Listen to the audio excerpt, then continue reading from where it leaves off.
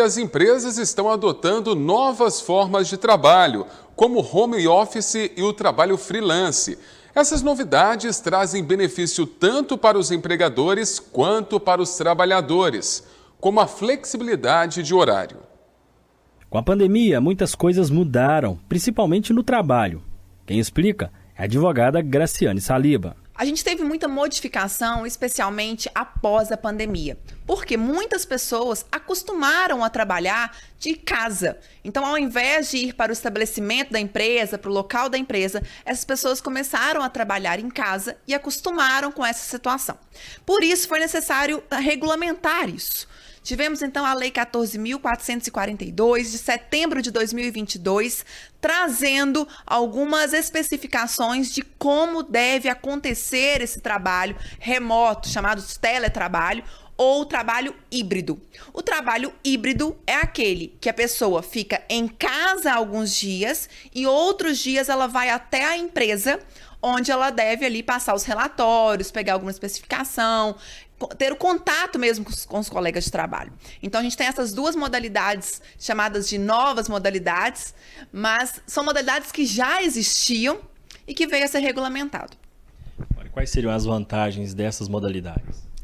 A vantagem no seguinte sentido: se a pessoa trabalha de casa, é lógico que é muito importante ela ter uma preparação para isso, ela saber ter consciência de que ela tem que ir trabalhar, porque dentro de casa às vezes a gente passa, quer ver o filho, quer ver uma televisão, quer dormir. Isso não pode acontecer no teletrabalho. A vantagem é que não há o deslocamento para a empresa. Então, em cidades, grandes centros, por exemplo, onde tem muito movimento, às vezes as pessoas demoram 2, 3 horas para chegar no trabalho. E com o teletrabalho, isso poderia ser evitado. E também a possibilidade de ter mais contato com a família. Porque se eu estou dentro de casa, eu consigo almoçar com a família, eu consigo tomar um café com a família. Então, essas são algumas vantagens do teletrabalho. E desvantagens também existem, porque há um alto índice de depressão nas pessoas que trabalham nesse regime. Por quê? Elas ficam ali e muitas vezes perdem a vaidade, não vão se arrumar, não trocam de roupa, então vão trabalhar de pijama fica o dia inteiro. E aí não entende que há essa diferenciação. Apesar de estar dentro de casa, está naquele momento em trabalho e com isso leva a algumas doenças mentais. E as despesas? Fica a cargo de quem? São as despesas, é importante que haja uma previsão em contrato entre trabalhador e empregador. Por que tem que colocar isso no contrato? Porque há despesas com energia, com internet, com cadeira, com mesa. Então, nesses casos, é importante o empregado acertar com o empregador. Muitas vezes, o trabalhador ele tem que aumentar a capacidade de internet, por exemplo, para enviar relatórios, para estar online com a empresa. Então, é importante constar isso em contrato. Se não constar isso em contrato, não há como o empregado cobrar isso da empresa. Ele tem uma grande chance de não receber essas verbas, já que não houve previsão. Em relação à marcação de pontos, também como que fica? A marcação de ponto, com a Lei 14.442, foi decidido que é obrigatório ter o ponto. Como que a gente vai ter esse ponto? Porque o trabalhador está na casa dele.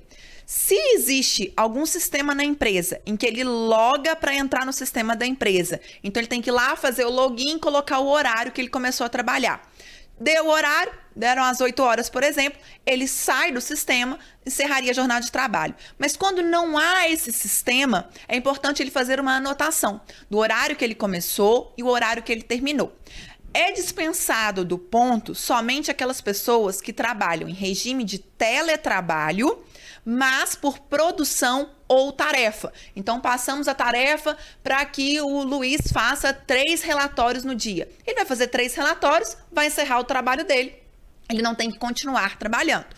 Para essas pessoas que é por produção ou tarefa, está dispensado. E também para o trabalhador externo, que não é considerado teletrabalho. O trabalhador externo é aquele, por exemplo, que sai vendendo os produtos da empresa, sai viajando. Não tem como controlar o ponto dele. Mas para o teletrabalhador que está em casa, ele tem que ter o ponto. O trabalhador que tem filhos também pode ser beneficiado pelo teletrabalho. A lei trouxe uma previsão de que os trabalhadores que têm filhos até 4 anos ou filhos com deficiência, que eles têm preferência ante os demais trabalhadores para que eles trabalhem no teletrabalho.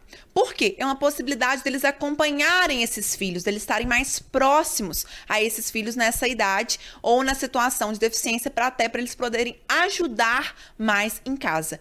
Então, nesse caso, a empresa não é obrigada a ter o teletrabalho, mas se ela oferece a possibilidade de teletrabalho, esses trabalhadores nessa condição de filhos até 4 anos ou filhos com deficiência, eles têm preferência ante os demais. Graciane ressalta que a empresa pode fazer essa mudança para o trabalhador. A empresa pode fazer a mudança do regime presencial para o teletrabalho. É importante que seja repassado com o trabalhador como serão os gastos, e isso conste em aditivo contratual. Os gastos com energia, com computador, internet, e até você vai ter alguma cadeira especial para não ter problema de coluna. E, inclusive, a empresa tem que passar para esse trabalhador que está indo para o regime de teletrabalho instruções como fazer ginástica de tempo em tempo para não ter LER, DORT, para diminuir a incidência de doenças. E, se for do regime de teletrabalho para o presencial, a empresa também pode fazer essa mudança, desde que avise com 15 dias de antecedência.